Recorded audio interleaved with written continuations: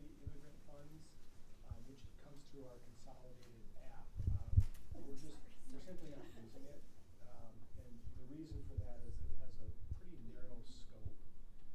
And if you don't use it correctly, there's some fairly significant penalties associated with that if you're ever audited.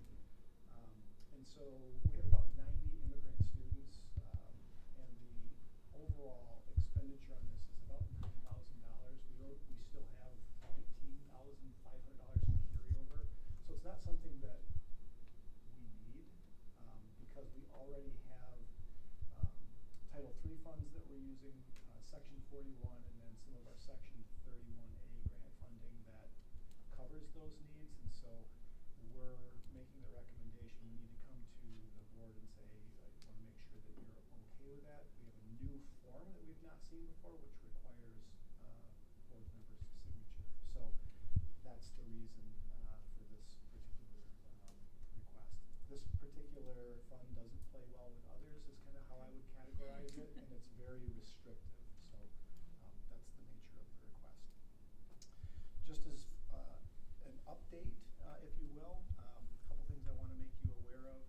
On January 20, we had professional learning and just making sure that you're aware. We did a trails update with our K-6 teachers, so they all will be looking forward to utilizing that Tier 1 resource.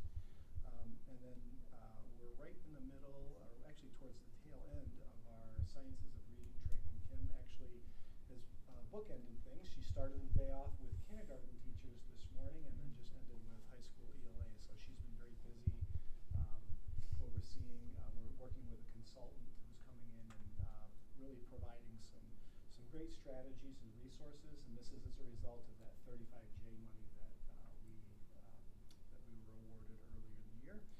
And then just as really a point of pride and excitement around junior kindergarten, we continue to see a lot of interest in this. We're seeing enrollment numbers, people being interested in that. We're getting a lot of questions along the way. So we're excited about that. I can't tell you how many students we're going to have yet, but we continue to field questions, answer questions, and work with the community, as I'm sure you're probably getting questions about it as well. A lot of interest, a lot of excitement, so I'd say stay tuned on that. And we continue to work with our building principals to develop plans in terms of screening processes and how we'll move forward and what those logistics are. So stay tuned for more, but we'll continue to update the community, update you as we continue to develop this program. It's been very exciting and I believe very well received. Sometimes I forget who I'm updating, but on that day that we were anticipating the community to come in, we were kind of talking about we were taking not necessarily bets, but how many people do you think are going to come in? It was a snow day. It was terrible weather. It was terrible weather. And I'm like, just looking at the room, I'm like, I hope that as a presenter group, we don't outnumber the people that come in. I mean, it was really, we were that nervous. And then as people kept coming and coming, I'm like, there might be a few more chairs. And then coming, and then continuing to come. Like we had the room filled. We had people sitting on the floors, unfortunately, because we weren't able to adjust. We just didn't anticipate that number. But I counted, so every family would come in and they could fill out a line, and we took, collected their email address, make sure we had it. We had over 125 people show up, so just to get more information. So it was really, I think we're on to something here. Good. Great. Okay. Moving down the agenda then, just action items. We'll be looking for approval of those minutes and then the recommendations to sadly relinquish those funds from you. Real quick on those funds. Yeah. So we're say no in the future if we need them. Are we able to get it? Every year we'll get okay, it isn't like I don't know. It's like a you're locked out forever. It's not a one and done. Okay, fine. Yep. Thank you. And so I'll move to superintendent's updates. Ben. All right, so you got a point of pride of people sitting on a Florida meeting, so that was Hey, I'll take it. Okay. Did we have the number of registrants? Remember if we opened up our registration, there was a number. There were 139 on like the day after we opened registration. Yeah. There were already 139 39, and most of those were kindergarten, and about half of those indicated an interest in junior kindergarten. Yeah, okay. And I just wanted you guys to hear that, so you had Got a some lot of idea, phone 'cause there calls, was some schools of talk, so. choice, that they Yeah. are very curious to do that and then apply junior kindergarten, so. So there's a lot of angles there, so just wanted to reiterate that. And obviously, with what we're saying, we did open up our registration timeframe much earlier. Usually this is something that happens much later, but this will help us with our transportation routing and ultimately positive communication, as well as getting our students into the system and updated. So Scott had mentioned the 20th, the PD day, and that was when we had our last board meeting. We have received quite a few responses from our staff. We surveyed, gave everybody the opportunity to give us feedback around those things. We also, around all the different activities that we did.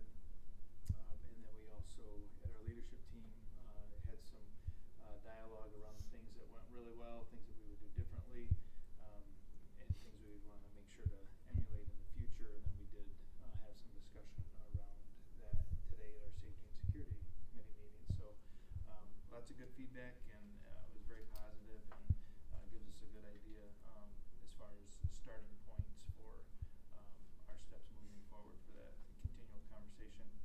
I think the big thing I just wanted to mention, Julie recognized the operational millage, and we'll be intentionally communicating that out, assuming the board supports moving forward with that, and just really trying to help our community understand this operational millage isn't a bond, and how we use these funds and how that reflects the amount of per pupil funding we get. Julie has created a very nice document previously around school funding. We'll make sure that that's accessible to families, as well as that school funding is just different than how businesses are funded, so we want to make sure we'll have that out there too. So did want to recognize also there's been quite a number of executive orders and so on, recognizing those are memos from our president to respective departments to make action plans and to create things. We keep that in mind as those things are happening.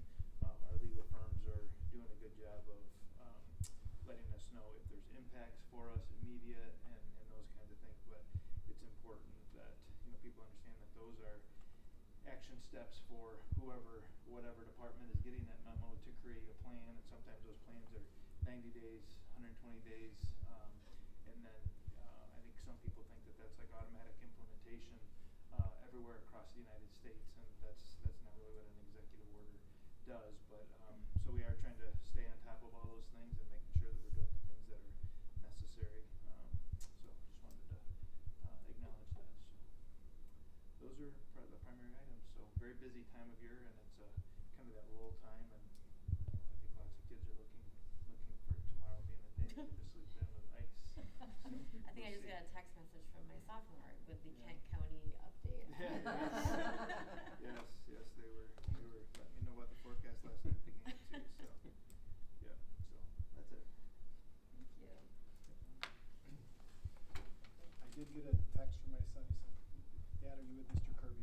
So I don't know what he wants, but he seems to be interested. He probably wants to talk about curriculum or something. Yes. Right? Yeah. Right. Yes. Yeah, it must be curriculum. Budget. All right, well then. Most people are. Yep. All right. Just appreciate everyone coming today. Thank you.